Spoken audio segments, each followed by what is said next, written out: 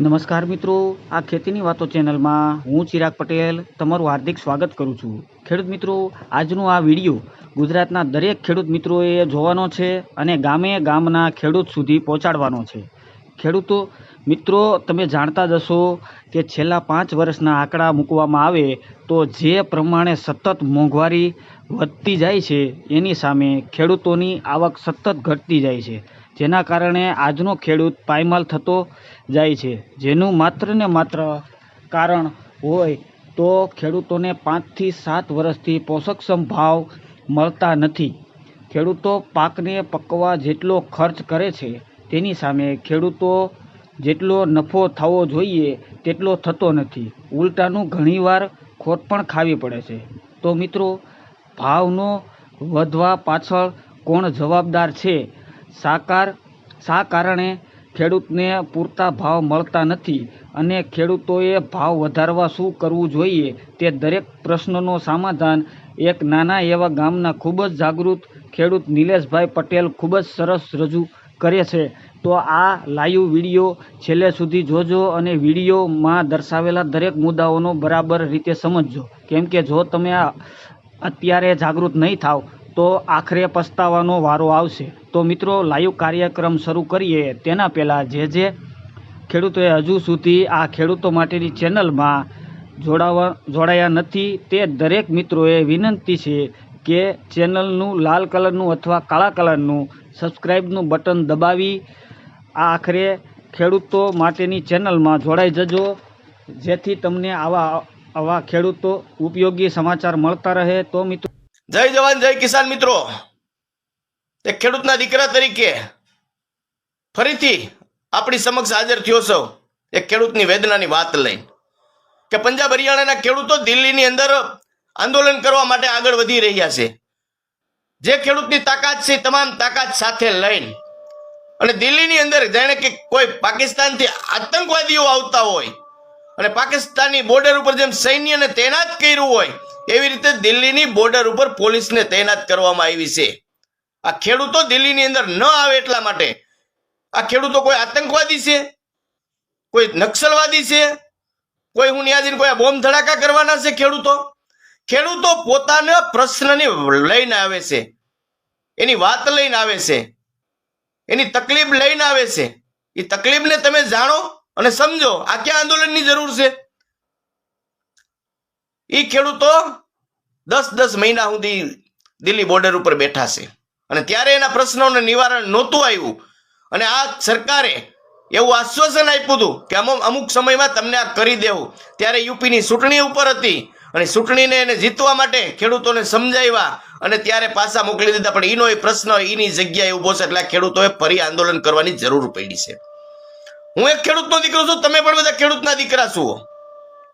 ખેડૂતને શું તકલીફ છે એ કોઈને કહેવાની જરૂર નથી, કોઈને કઈ જણાવવાની જરૂર નથી. બધા પોતપોતાની તકલીફ જાણે છે કે 2 વર્ષ પહેલા કપા 2500 વેચાતો હોય ને આજ 1200 વેચવો પડતો હોય. ડુંગળીના માન ખેડૂતોને 500-700 રૂપિયા બજાર થયું હોય ને સરકાર પોતાની મનમાનીથી નિકાસ બંધ કરી દે છે. માત્ર ને માત્ર એની તકલીફ ખેડૂતોને ભોગવવાની આવી.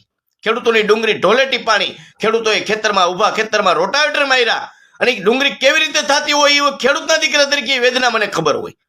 જે વાવી હોય એને ખબર હોય કે મોંઘા ભાવને બિયારણ ખાતર સુપર મજૂરી સડાવી અને ડુંગળી પૈકવી હોય અને જ્યારે પાકવાની થાય અને ભાવ નિકાસ સરકારની નીતિના કારણે ભાવ ઘટે ત્યારે ખેડૂતના દીકરા તરીકે ખૂબ દુઃખ થતું હોય.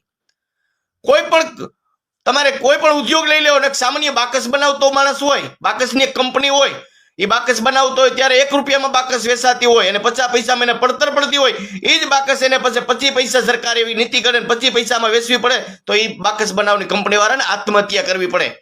પણ આ ખેડૂતનો દીકરો જગતનો તાત, વિષ્ણુનો અવતાર ના હૃદય એટલું બધું મોટું છે કે આવું તો 100 વાર સરકાર, ભાજપ સરકાર કોઈ કે કોંગ્રેસ હોય, નીતિ આની આજ રહેશે. યાદ રાખજો, હું કોઈ સરકારનો કોઈ પક્ષ નથી, કોઈ સરકારનો વિરોધ નથી. માત્ર નીતિ, ખેડૂત પ્રત્યેની જે નીતિ છે એ નીતિને ઘડવામાં તકલીફ છે. એટલે તમામ વસ્તુના ભાવ વધે તો ખેડૂતના ખેત પેદાશના ભાવ કેમ ન વધે? ખેડૂતનો દીકરો સવારે લેવા જાય તો મોંઘું લે, વેચવા જાય તો સસ્તું વેચે. અને છતાંય ખેડૂતના દીકરા વાહવાહી કરે. કોઈ પણ સરકારની કંઠી શા માટે બાંધો છો? આજે ભાજપ છે તો જેનો સત્તા હોય એનો વિરોધ કરવાનો હોય, એની પાસે અપેક્ષા હોય, એની પાસે માગણી હોય. કાલે કોંગ્રેસ આવે તો કોંગ્રેસ પાસે પણ માગણી હોય. ઈમાસીના દીકરા કોઈ ન હોય. આપણા સરકારમાં બેઠા હોય, કોઈ પણ બેઠા હોય, સત્તા ઉપર હોય, એ સત્તા પાસે ખેડૂત હોય કે કોઈ પણ આમ જનતા હોય, એની અપેક્ષા હોય, એની માગણી હોય. પણ ખેડૂતના દીકરાનું કોઈ સાંભળવા તૈયાર નથી. અને કોઈ ખેડૂતનો દીકરો જઈને કોઈ લડાઈ લડવા જતો હોય ને, દેશ ઉપર કોઈ આક્રમણ કરવા જતો હોય, એવી રીતે સૈન્યને એમ તનાત કરી દીધું છે. જેમ પાકિસ્તાનની બોર્ડર ઉપર આપણું સૈનિક આમ બંદૂકો લઈને ઉભા હોય, એવી રીતે પોલીસ ખડકી દીધી છે. શા માટે મિત્રો? ખેડૂત આતંકવાદી છે, નક્સલવાદી છે? આ દેશનો જગતનો તાત છે, આ દેશનો વિષ્ણુનો અવતાર છે, આ દેશનો આખો અન્નદાતા છે. 140 કરોડની થાળીમાં જો અન્ન જાતું હોય ને, તો આ ખેડૂતના કારણે જાય છે મિત્રો. એટલે કોઈ નાની વાત નથી. આ 140 કરોડ જનતાનું પેટ ભરાતું હોય ને, તો ખેડૂતના કારણે ભરાય છે. અને એ જ ખેડૂત દુઃખી થાય. અને મિત્રો ખાસ મારી એક વાત બહુ સમજા જેવી વિચાર જેવી છે, યાદ રાખજો. ખેડૂતના દીકરાને આંદોલન ન કરવું પડે, ખેડૂતોને આંદોલન ન કરવું પડે. આ આંદોલન કરવાનું કારણ હોય તો માત્ર ને માત્ર, મારી વાત યાદ રાખજો, બહુ સમજા જેવી વાત કરું છું, મને જે સમજ પડે એ ઉપરથી. આ આંદોલન કરવાનું કારણ માત્ર ને માત્ર આ ભારત દેશના માર્કેટિંગ યાર્ડ છે ને, એના ચેરમેન છે, એ કોઈ પણ સત્તામાં બેઠા હોય, એ સત્તાના હોય છે. એ ખેડૂતોના હોતા નથી, માર્કેટિંગ યાર્ડના પણ હોતા નથી. એ ચેરમેન બિન રાજકીય અને નિષ્ક્રિય માત્ર ને માત્ર ખેડૂતોના હોય, તો આ આંદોલન કરવાની ખેડૂતોએ જરૂર ન પડે. એનું તમને સીધો સાદો એક દાખલો બતાવું. હમણાં જ આપણે થોડોક સમય પહેલા ટ્રક હડતાલ થઈ. ટ્રકના ડ્રાઈવરોને જે કાંઈ કાયદા કર્યા હતા એનો વિરોધ હતો. ખાલી 24 કલાક ટ્રકના ડ્રાઈવરોએ પોતાના ખટારાના હેન્ડલ મૂકી દીધા. 24 કલાકમાં સરકારે એનો પ્રત્યે નિર્ણય લેવો પડ્યો અને ટ્રક ડ્રાઈવરોનું વાત માનવી પડી અને ફરીથી રાબેતા મુજબ કરવું પડ્યું. એનું કારણ એનું એસોસિએશન છે, એની એકતા છે. અને આપણે મોટો સમુદાય છે, સ્વાભાવિક છે આપણી એકતા ન થાય. પણ માર્કેટિંગ યાર્ડ છે એ ખેડૂતનું હૃદય હોય. ખેડૂત કાંઈ પણ માર્કેટિંગ યાર્ડ, માનો કે દાખલા તરીકે હું તમને વાત કરું કે હું જામકંડોરણા તાલુકાનો બાલાપર ગામનો વતની છું. મારો તમામ માલ ગોંડલ માર્કેટિંગ યાર્ડમાં જતો હોય કે મારા ગામનો જતો કે મારા વિસ્તારનો જતો હોય, તો ગોંડલ માર્કેટિંગ યાર્ડ જ આપણો બંધ થાય, યા ગોંડલ માર્કેટિંગ યાર્ડ જ હડતાલ ઉપર ઉતરે, ભાઈ આ ડુંગળીની નિકાસ તમે ચાલુ કરો, આ મારા ખેડૂતોને ક્યારેય પોહાય નહીં. આવી રીતે તમામ માર્કેટો એક જ દિવસમાં રજા પાડે, ગમે એને ઝૂકવું પડે. પણ નહીં મિત્રો, માર્કેટિંગ યાર્ડના ચેરમેન માર્કેટિંગ યાર્ડના નથી, ખેડૂતના નથી, માત્ર ને માત્ર સરકારના છે.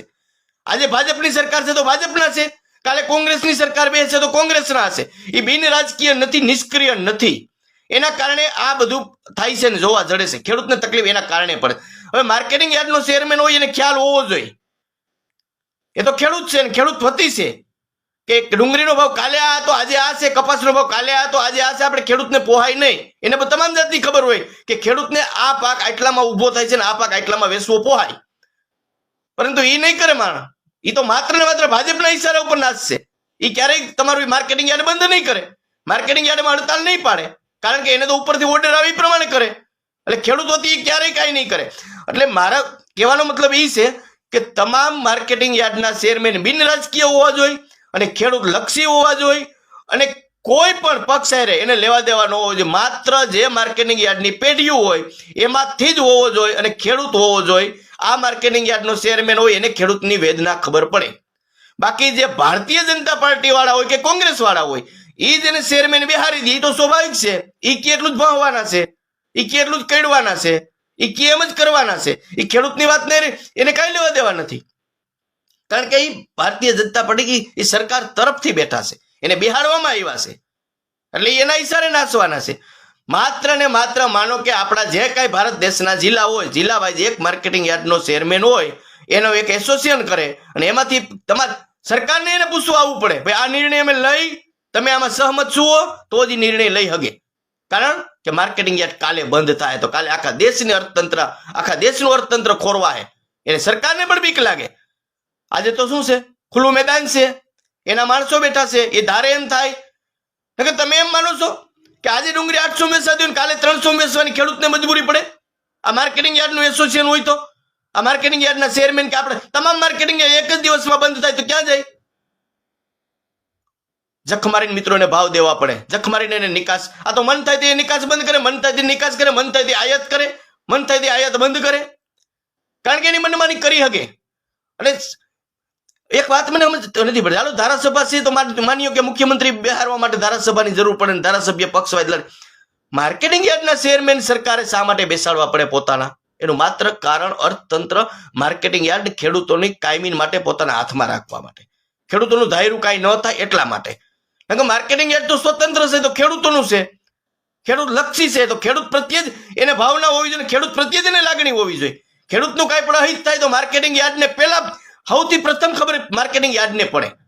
ભાવમાં આમ તેમ થયું એને નીતિ રીતિની બધી માર્કેટિંગ યાર્ડના ચેરમેન હોય કે એની જગ્યાએ કમિટી હોય કે જે માર્કેટિંગ યાર્ડમાં પેઢીઓ બેઠી હોય, એને તમામને ખબર હોય કે આ પરિસ્થિતિ આના કારણે સર્જાણી છે.